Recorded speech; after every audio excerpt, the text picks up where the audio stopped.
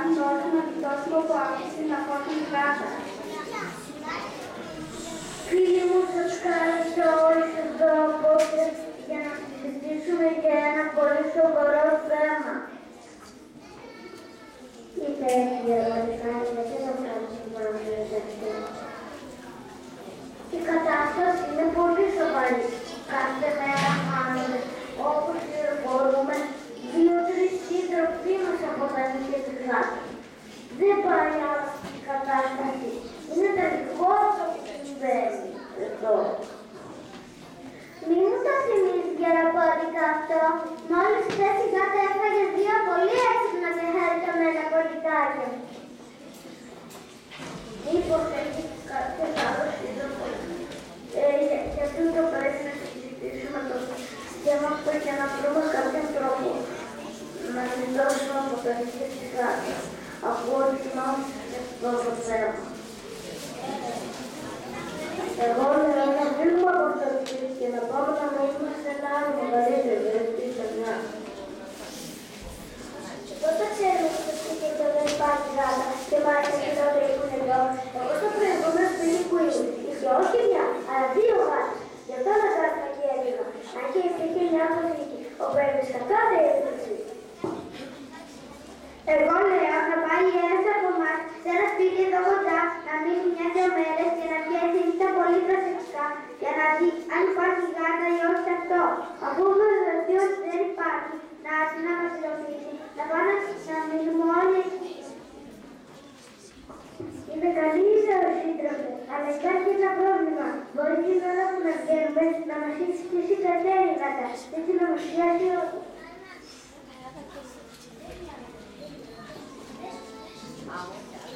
Καλά, το προφανισμό αυτό μπορούμε να βγαίνουμε κάτω γράμμα, 2-2 και τότε από τη συνομιλία οδηγού, θα συνεργούμε όλοι, έτσι δεν είναι τα κοινωνία τα δηλαδή.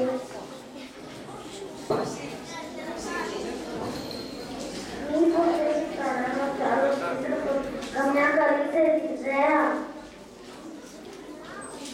Ναι, εγώ θα ήθελα να εξετάσουμε και την περίπτωση να φύγουμε από εδώ και τι να πάμε σε κάποιο άλλο σπίτι, να κατεβούμε στο λιμάνι και να μπούμε σε κάποιο καφενό καράβι από αυτά που έρχονται και αράζουν κάθε τόσο εκεί.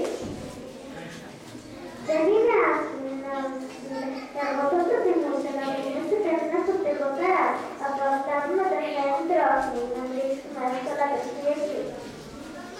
Εγώ σύντομα στο ρυθμό της τελειά. Όλες που θέλεις και τα ναυάγια. Ο παππούλης και η γιαγιά μου πίνει καφέ σε ένα φουφερό ναυάγιο. Το πρώτο καράβι που ήταν μέσα, όπως και στα 2, από μια μεγάλη κουλτούρα στον ωκεανό. Εγώ δεν θέλω να φύγω από εδώ. Όχι η Γάτα. Έχω μια ιδέα στον αποφύγουμε εκεί. Να ακούσει ναρκωτικά. Να θυμάστε, να δώσει μάχη. Ένα μικρό κουλτούρι. Αυτό δεν είναι από το μάτιο. Αυτό το κομμουνάκι, ότι έχουμε να δουλεύει στις φορές. Έτσι νομίζω να δώσει τα στοιχεία για πάντα από τη Γάτα.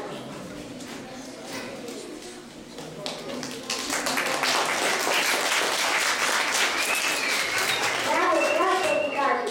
Δεν θέλω να δεν μιλήσεις. Θα σε πούμε από τα 2 από τα δόντια Γάτα.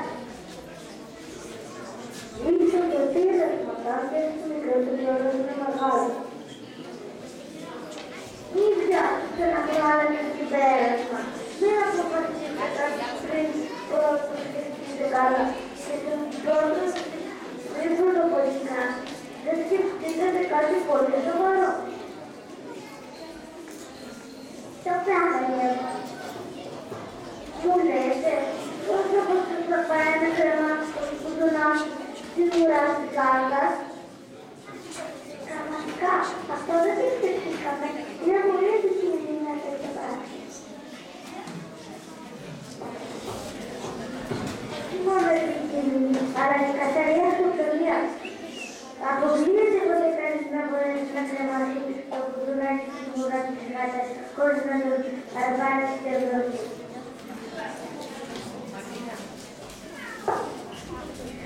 Και εγώ νομίζω, φίλοι μου, ότι πολλές φορές είναι εύκολο να λέει κανείς κάτι, αλλά είναι δύσκολο να το κάνει.